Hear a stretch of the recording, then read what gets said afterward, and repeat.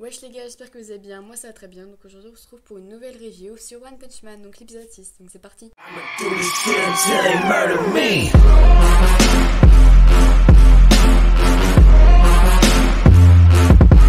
Donc dans l'épisode 6 de One Punch Man, l'épisode est pratiquement ciblé sur le tournoi, donc on peut voir ces combats là.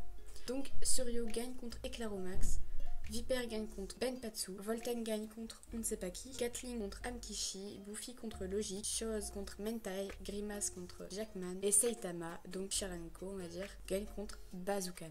Donc on peut aussi voir Genos quitter l'arène pour aider les autres héros à combattre les monstres. Il arrive à en dégommer quelques-uns, puis il tombe sur un scarabée, il galère à le tuer. Une fois cela réussi, il sent une sorte de présence dangereuse et après on ne voit plus du tout Genos. Il est possible qu'il lui est arrivé quelque chose, il était plutôt mal en point et on a vu voler dans la scène quelque chose, genre un bout de robot. Donc après on va arriver sur Fubuki. Elle combat encore le monstre dans l'épisode d'avant, donc l'épisode 5. Donc ces hommes ont succombé, mais elle résiste malgré elle. Heureusement, sa sœur va arriver plutôt d'une manière badass pour la défendre.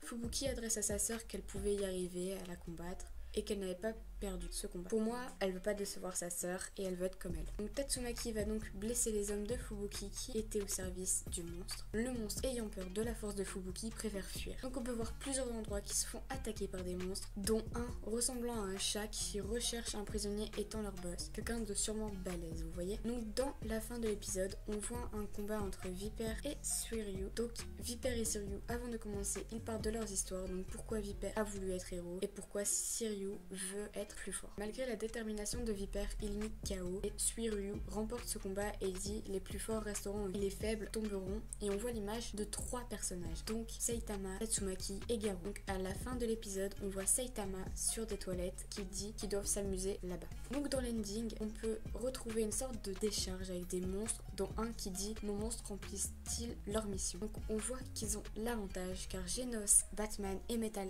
Knight sont KO. Donc un certain dénommé Mutan se dirige vers l'arène où se trouve Saitama. On aperçoit un monstre qui est le seigneur de l'assemblée des monstres, qui s'appelle Seigneur Orochi. Donc je vais donner mon avis maintenant sur l'épisode. Donc j'ai bien aimé cet épisode, pour moi il y avait quand même des informations plutôt intéressantes et des combats assez cool comme avec Genos et l'arrivée de Tatsumaki comme je vous ai dit qui était vraiment badass. Certains passages ont été plutôt amusants comme d'habitude. Donc j'ai fait quelques suppositions, donc je vais vous les donner. Donc je pense que ce fameux mutant a éliminé Genos et Metal Knight et que Mutant va croiser Saitama ou Suiryu et qui va être éliminé en 2 minutes comme d'habitude parce qu'à chaque fois c'est comme ça quand Saitama croise un ennemi. Donc j'espère que ma review vous aura plu, n'hésitez pas à lâcher des pouces bleus, à mettre des commentaires, à vous abonner à ma chaîne YouTube et à la partager, ça me ferait plaisir. Donc je vous dis à la prochaine, allez ciao.